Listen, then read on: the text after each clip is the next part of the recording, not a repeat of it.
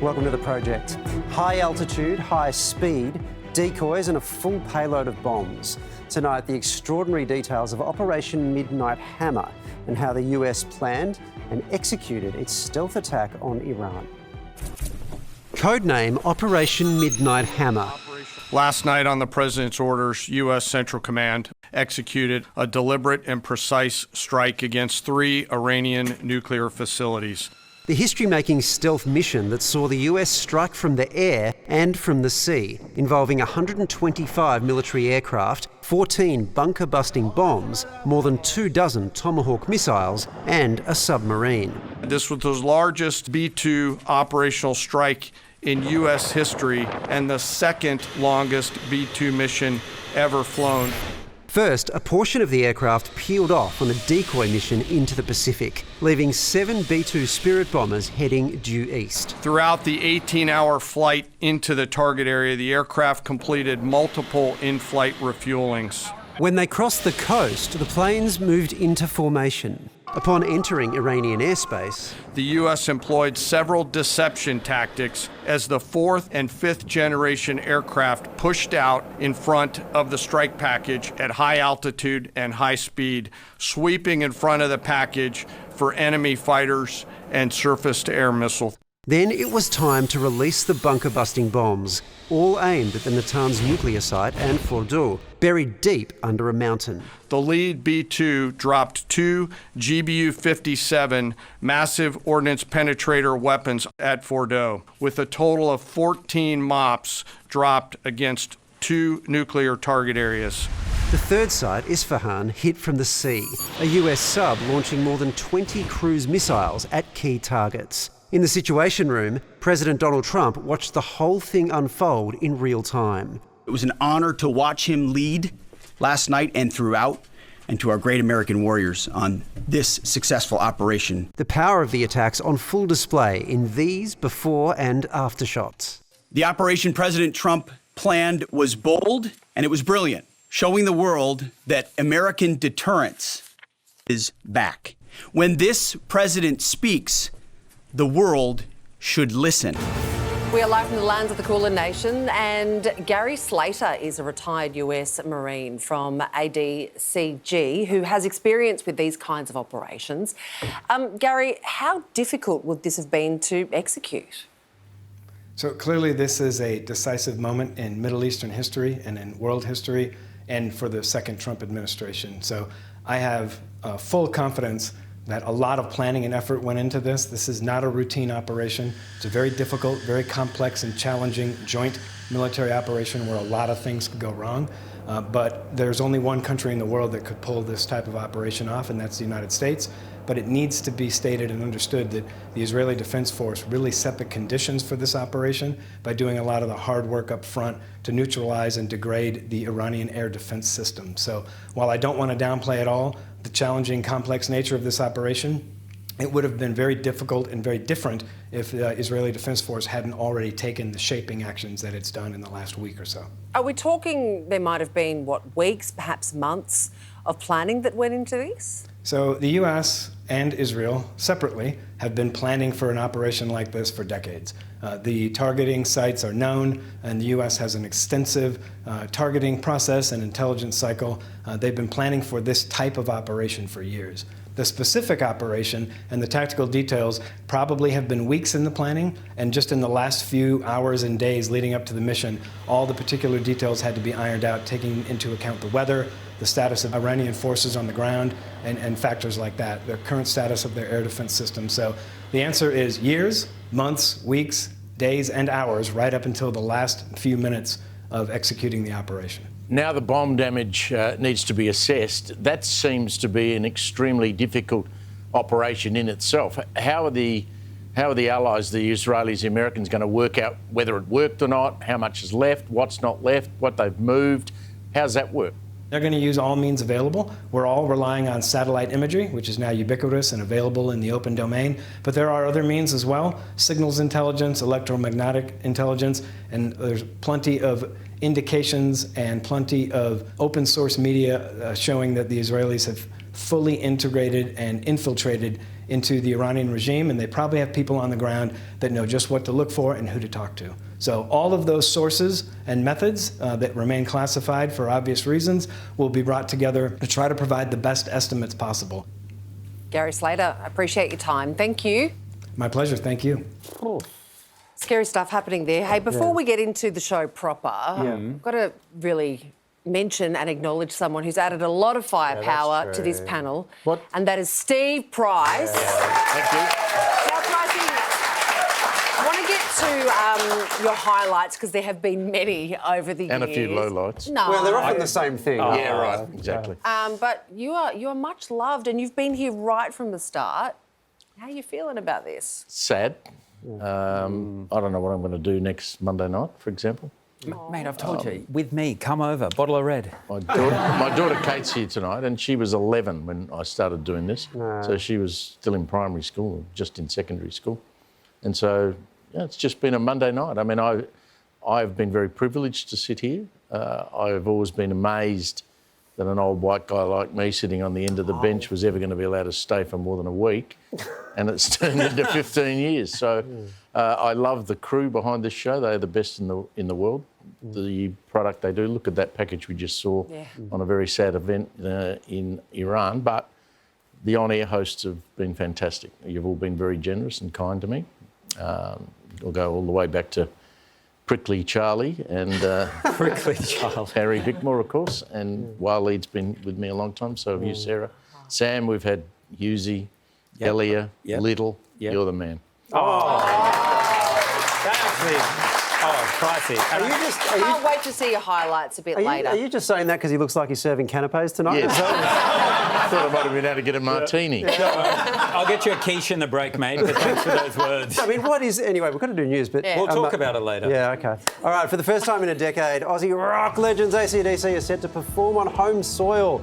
The band has confirmed they'll tour here in November and December, starting in Melbourne at the MCG.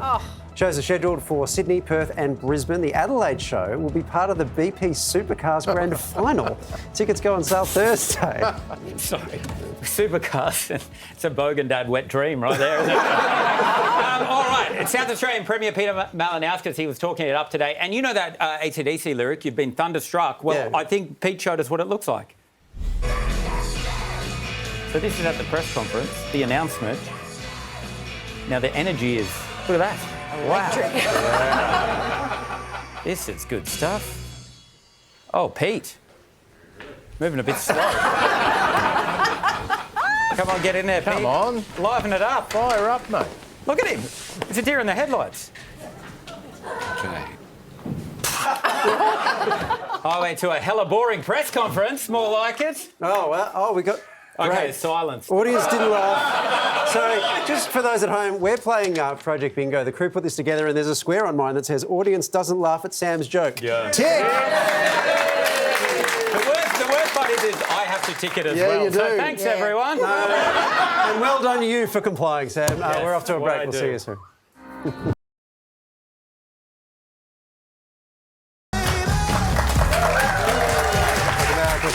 Let's get some more news now. And thousands of Australians remain stranded in the Middle East, with airspace closed because of the Israel-Iran conflict. Close to 3,000 Australians want out of Iran. Our ambassador among those who've left after travelling overland to Azerbaijan. A further 1,300 are registered to leave Israel, and there are also concerns for Aussie holidaymakers headed off for a European summer. Look, at the moment, it's very disruptive, but flights are still flying generally. There's been cancellations, some delays. The man charged with assaulting a Brisbane bus driver on Friday night has been granted bail. Footage of the incident emerged over the weekend, and the 21-year-old has been accused of punching the driver multiple times. The man's lawyer claimed in a Brisbane court today it was the bus driver who got physical first, and the man only reacted because his phone was damaged. He'll face court again next month. Aussie golfer Minjee Lee has won the third major of her career after taking out the Women's PGA in Texas. She took a 4-shot lead into the final round and held off American Austin Kim and Thailand's Shanade Wanasayan to win by 3 strokes. Minjee's the 4th Australian to have 3 or 4 majors, joining Carrie Webb, Jan Stephenson and Peter Thompson. I mean, it's really cool, especially, you know, being only a few of us who have done it so far. So, yeah, no, it's just a really special feeling. All the other Aussie girls just grabbed champagne and poured it over her head. Yeah. When she won. The traditional greeting. Tradition. Of course, yeah. I have a quick question for the golf nerds here. Please go. We talk a lot about Sam Kerr. I've been bigging Not up a Oscar golfer, mate. Piastri. Is she the most underrated Australian athlete? Yeah, Certainly most underrated female athlete, I think. Totally. Or in the golf community as well. Like, her brother gets a lot of the headlines in terms of, like, up-and-coming, like, Min does. But, like, she is... We're talking, like, to put this in context, Greg Norman only won 2 majors, and he's a superstar of the game. But he was a choker. He was a big choker, yeah. I mean... Steve's going down swinging. Yeah. Okay, I love that. Have a We will not go off air till Steve calls someone a moron. I'm getting close. Yeah. You're watching the project back after this.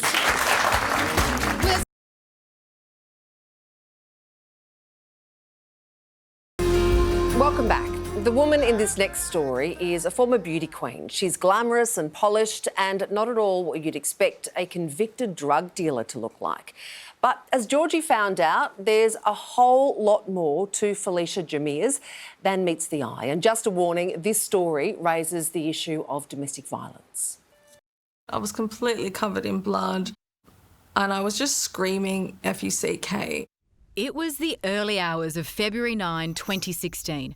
A flash grenade had just exploded in the bedroom Felicia shared with her then fiancé Dean, a drug kingpin.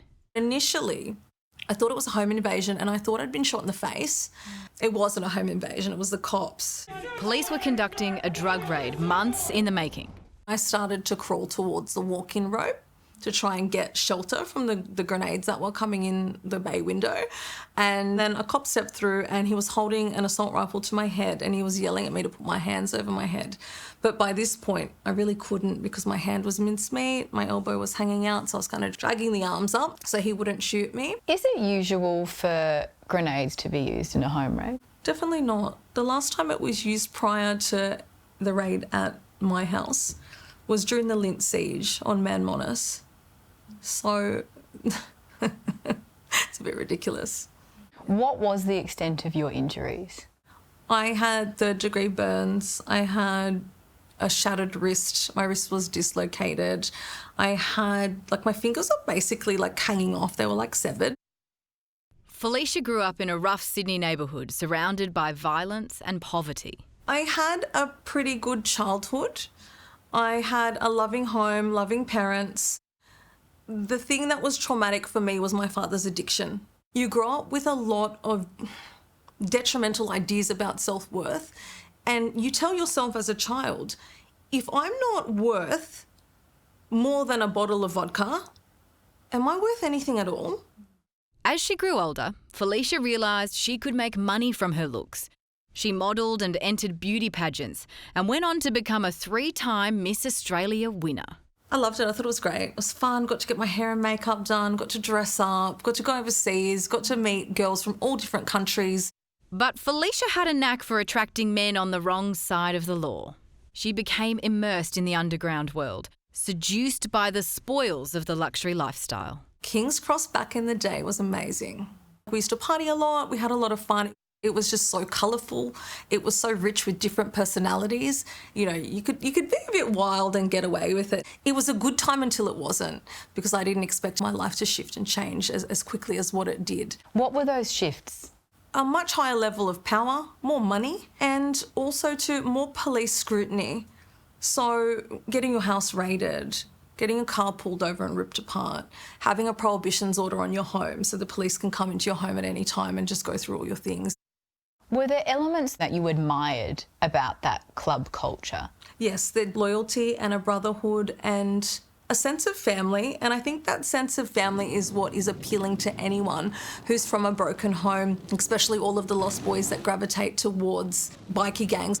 Talk to me about the wags of the underworld. So the term old lady, look, I don't love it. I don't love it. But the term old lady is like the girlfriend of a bikie. The role of the old lady is to make sure that you're loyal, you maintain any secrecy or secrets, you don't speak to the police, you keep a good home, you look after your children, and to do all of the things that any regular partner would do. It's just that there's an element of risk there, and there's a little bit more of an element of danger as well. Let's talk about that danger. What happens if you've got a wandering eye, if you're an old lady? You'll have your head shaved, so everyone will know that you're a cheater.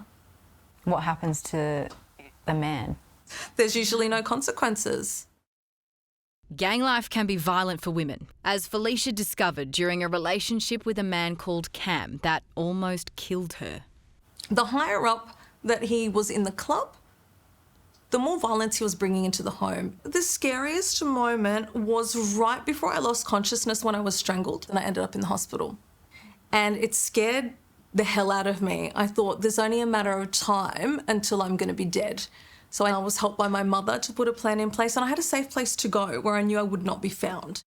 A short time later, Felicia fell for Dean, the main target of the police raid 9 years ago. Dean was sentenced to 8 years jail for drug trafficking, and Felicia a 3-year suspended sentence for drug supply. I think I was afforded my freedom because of the way I present, because of the colour of my skin, and because of the way I speak. The fact that I hold privilege is why I didn't go to jail, as well as the fact that I was injured. Do you consider yourself guilty of any crime? I do. And I told the police that. I said I knew what was going on and I didn't report it, but in no way, shape or form am I a drug dealer. I feel that people will be watching this chat and there's a very obvious surface level assumption from them, which will be, you don't look like someone that would be involved with bikies. No. But I think it's a good thing because it challenges the stereotype of what a woman looks like with a conviction history. When the law caught up with her, Felicia knew she needed to turn her life around, and she has. She's now a trauma therapist, advocate for women's justice, and has just released her memoir. What society needs to know about people who have conviction histories is that it shouldn't be a life sentence.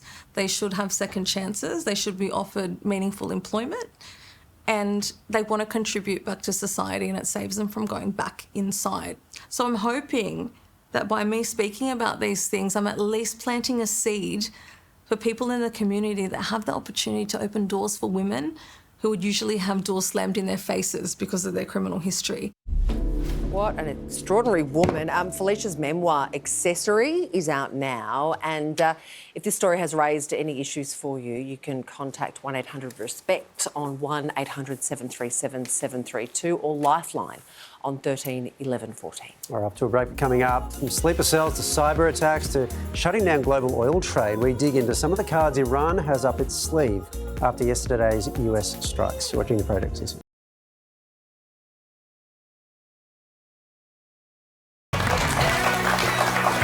Welcome back, watching The Project. Well, from cyber attacks to activating sleeper cells to choking off the world's oil supplies. In the wake of the United States attacks on Iran's nuclear sites, the question now, how will they retaliate? As Israel and Iran trade fresh blows,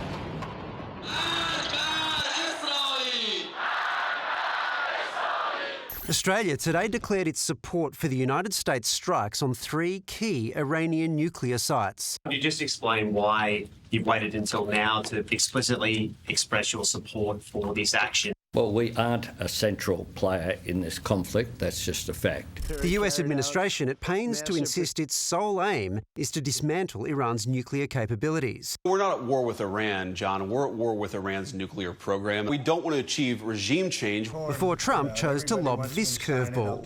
If the current Iranian regime is unable to make Iran great again, why wouldn't there be a regime change? As all eyes turn to Iran's next move. There is no red line that they have not crossed. Iran reserves all options to defend its security. Iran's options? It could take the diplomatic route. I don't know how much room is left for diplomacy. Or not. There is every indication that Iran would also take that option of hitting U.S. bases or hitting U.S. assets in the region. If he targets Americans, the military force he will see will make last night look like child's play. It could ramp up its attacks but target only Israel. Iran could also wreak havoc on the global oil trade, Parliament voting to close the vital Strait of Hormuz, through which more than 20% of the world's oil supplies pass daily. It's a difficult option for them because obviously it's sort of cutting off their nose to spite their own face. Or Iran could race to build a nuclear bomb. This is the beginning, not the end of conflict, is because when evidence emerges that Iran is rebuilding its nuclear weapons program, as I believe is likely to happen, are we, the United States, prepared to bomb it again? Iran could also launch cyber attacks, from bank hacks to internet shutdowns, or terror attacks inside the United States, with reports Iran threatened to activate terror sleeper cells, that's spies or terrorists, inside the US if Trump attacked. The threats are serious, and we take them seriously. So as the conflict enters an even more dangerous phase, just how will Iran, humiliated and increasingly vulnerable, seek to save face? Well, Alex Vatanka is the founding director of the Iran program at the Middle East Institute in Washington, D.C. Alex, of all the options we've listed, which do you think is the most likely? How will we see Iran respond? So what we heard from the Iranian foreign minister earlier today in Turkey is that diplomacy for sure isn't dead, but they're saying they would like to keep the option, obviously, to retaliate following the American attack on their nuclear sites.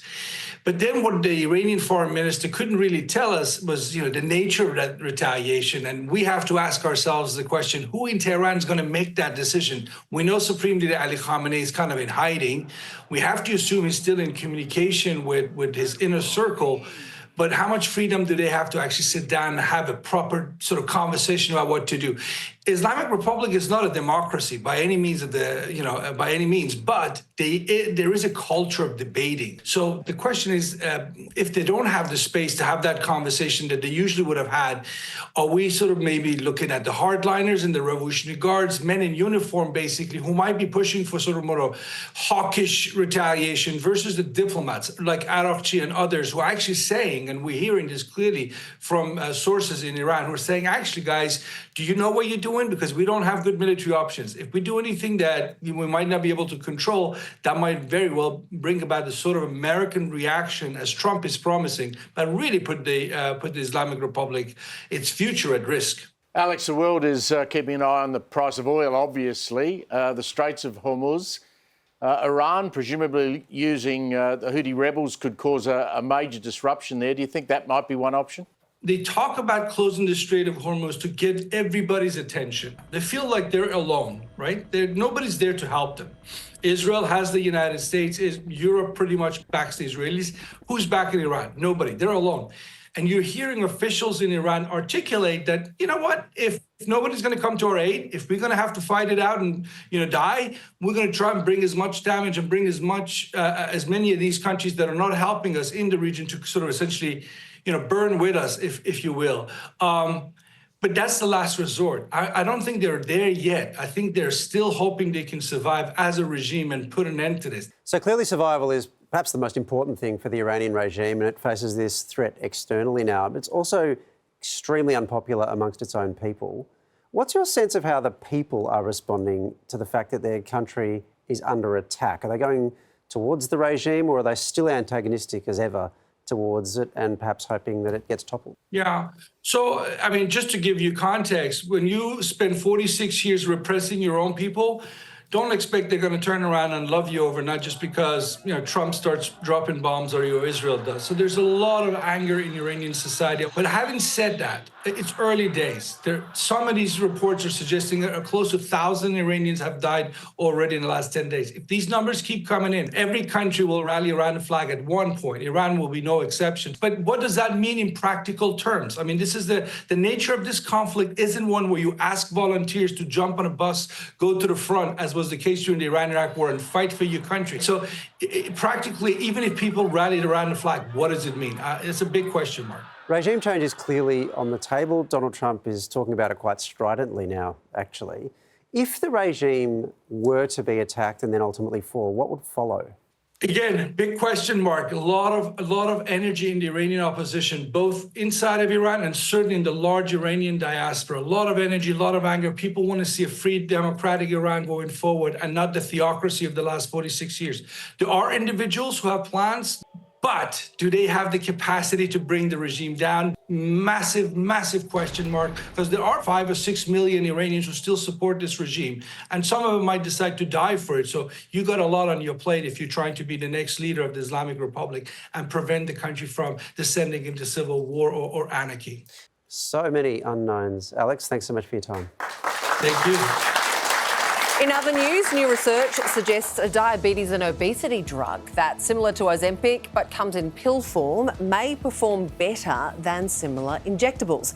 The drug, which has successfully lowered patient weight and blood sugars during trials, is also expected to be more affordable.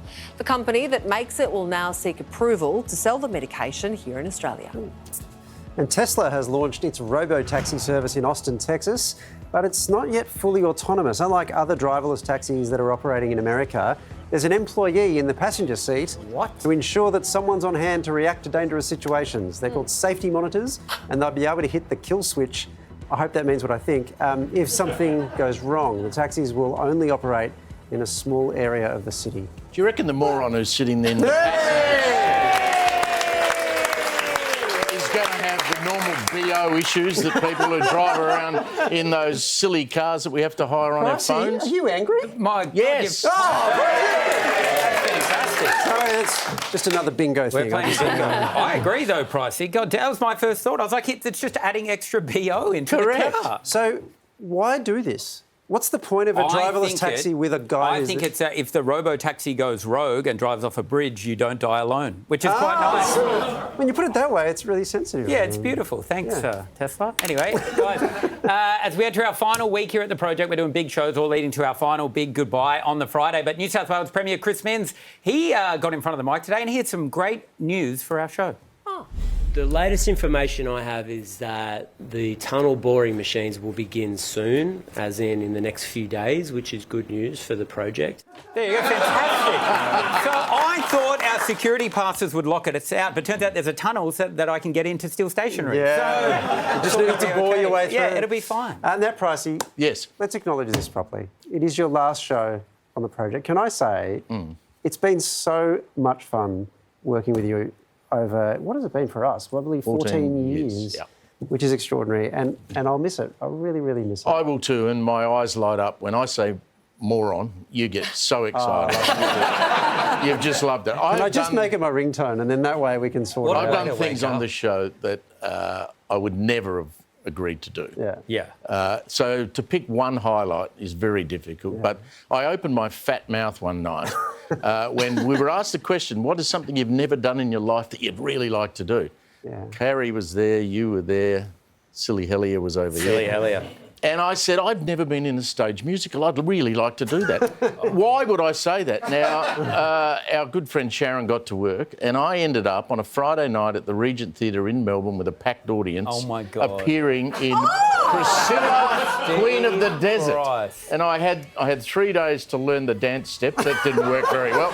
I'm not quite sure what I am there. I think I'm dressed as a gum nut or something. Yeah. But that's yes, look at that. And I had high heels and stockings on. Are you in high heels? I'm in high heels. Look at this. You got a nice How turn of good's the that? ankle there, Pricey. I know. It was the most terrifying thing I've ever done. I've jumped off bungees and all sorts of stuff. That was terrifying. I loved it. And if I had to pick one piece of vision that has been played over and here we over go. and over, can you guess? Yeah, I reckon I can. Go on.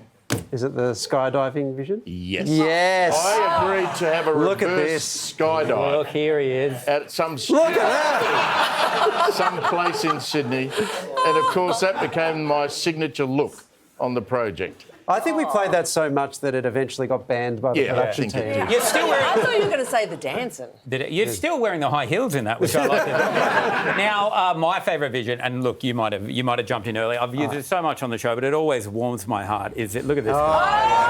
This guy. Look at him go. A, I had a lot less weight on then, and B, I'd had 1,000 drinks. I love that. Pricey, I just want to say before we go, it has been a joy to work with you, mate.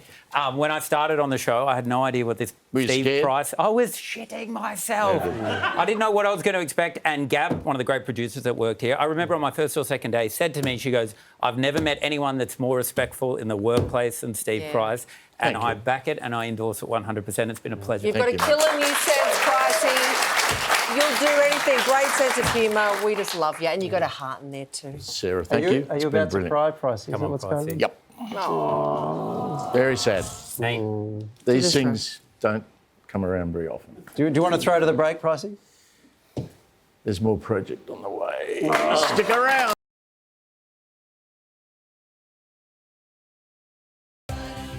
Welcome back to Pricey's Last Project. In this job, you get to meet many special people. Our next guest is right at the top of the list. This is Dylan Alcott! Please welcome Dylan Alcott! And the man, the myth, the legend, Dylan Alcott joins us now. He's been a project mainstay for the better part of a decade. Congratulations, you've just made history. How does that feel? Oh, I mean, it feels pretty unbelievable. Celebrating some of his incredible wins with us, from Paralympic gold. I can see you wearing this out when we go out for a beer, just trying to get free piss, for sure. Mate, that is exactly what will happen. To Grand Slams. There are people who are big in their sport, and then occasionally, very rarely, there's someone who's bigger than their sport. And I reckon that's you. And a combination of the two. I just can't believe I just won the Golden Slam. His advocacy for Aussies living with disabilities always front and centre. So sick of the able-bodied community talking to other able-bodied people about how to treat people with disabilities. Earning him the title of Australian of the Year. I think standing ovations are one of the most ironic things in the world, by the way. But I'll take them, all right? And King of Project Hearts. And he is an Aussie. Oh, making us proud. Joining us from sunny Los Angeles, it's Dylan Alcott! Hello, everyone. I didn't think I was going to bloody cry when I started, but that was so nice. Really, really nice. And, I mean, to be able to come spend time with you all in the last week, I'm really grateful for it. It's been such a beautiful home for me and family every time that I get to come on the project. It's been unbelievable. Well, look, we know we're crashing your holiday right now, but we couldn't sign off without checking in with you one last time. And while you're over there, look, if you come across any TV networks with an hour to fill, looking for like a plucky news show, absolutely, can you send them our details? Why do you think I'm here? Right? You're an agent now. I'll take 20% of everything, but no. Obviously, it's I don't think people realise how important the project was to me. It was my first ever time that I was on TV, right? I was sitting where you are, Pricey, in my wheelchair, and I remember just seeing someone with disability, like my chair, it like changed my life, right? And I remember Waleed, you were on that night, and no one had given me a chance, really, to be honest.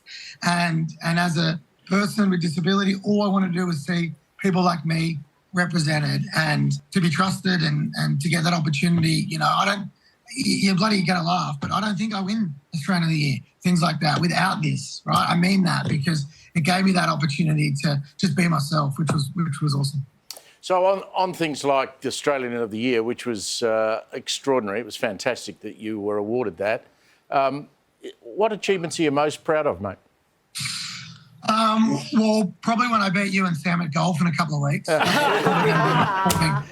going to be my sporting highlight, to be honest. But I think Australia of the Year was obviously incredible because we put disability in the vernacular, you know, of the country, which was really cool. But to be honest, Pricey, the best moment of my career was when I got to play one of my Australian Open finals. It was a full stadium. I didn't care about that, but there was 500 kids in wheelchairs there. Wow. I reckon one of your greatest achievements was stealing my seat on the end of the desk here. Yes. And you, week after week after week, you were ringing up the bosses saying, get rid of that old bloke, put me in there full time. I'm much better than him. The other thing I love about you is your changing hairstyle. At one stage in that stuff we saw earlier, your hair looked like Tony Mockbell's wig when he got arrested in Greece. Unbelievable. Yeah, that was he's my style icon. Now, mate, you mentioned the golf before. You threw down the challenge for me and Pricey. Let me tell you, me and my man Pricey, we're ready anytime. We've got some footage of you playing golf here as well. It's very impressive. Look at this. Wow. It's a good forehand. I mean, that's just ripped. What's the long-term game here? This is a Peninsula South course. Look at this. Bang. Are you going to go number one? Is that the plan? Are you going to take it all the way? Mate, well, I'm absolutely loving it. The longest drive world record is 147 metres, sitting down in a wheelchair one-handed, and I drive at about 200. So I think one day I want to try and get in that Guinness Book of Record. But I just love it. Like, you get outside. It's probably not been the most inclusive sport, let's be honest. And I think a lot of people that have car accidents and stuff like that think they can't play anymore. And being able to show that on social, people are having a crack, which is awesome. And people always ask me what my handicap is, and I always say in a wheelchair. I will say this, though. When I do hit in the bunker, I'm cooked. Yeah. So I do get a drop out of the bunker, unless you big rip legends want to tow me out of there, Sammy and Pricey. So we'll see how we go. We'll see how we go. We'll see how we go. Speaking of you on the course, zipping around, I've got some footage here as well. Are you getting any looks from the Conservative golf members? Look at this. Look at you just absolutely hooning down the hill on the respectable cart path here. No carts on the green, unless it's my cart. That's not the rules. Oh, Dylan Alcott, you are just an absolute star. Indeed. It's been so great to have you on the show over the years, to get to know you, mate. Do keep in touch. Thanks so much for your time. Hey, I'm so bloody proud of you, and I'm very lucky that I get to call all your friends. I mean that, and yeah, you've had such an impact, not just on me, but my community. I really, really do appreciate it, and can't wait to see what you'll do next. Thanks, mate. Yeah. Right, off you go,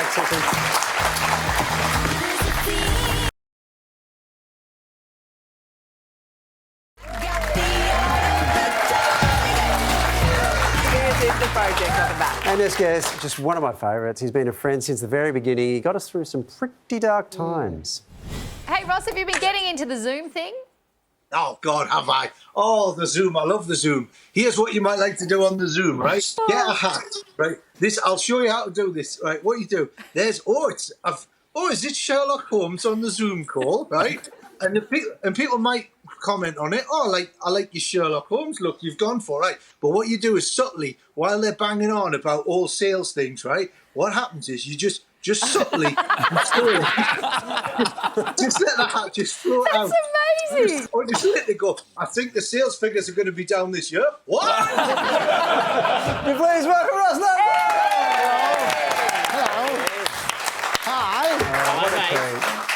Do you still have the lockdown bunker in your You know what? People keep asking me that. I get sometimes if someone comes round to the house, you know, it's like an electrician or something. You go, "Where's the bunker, mate? Where's the bunker?"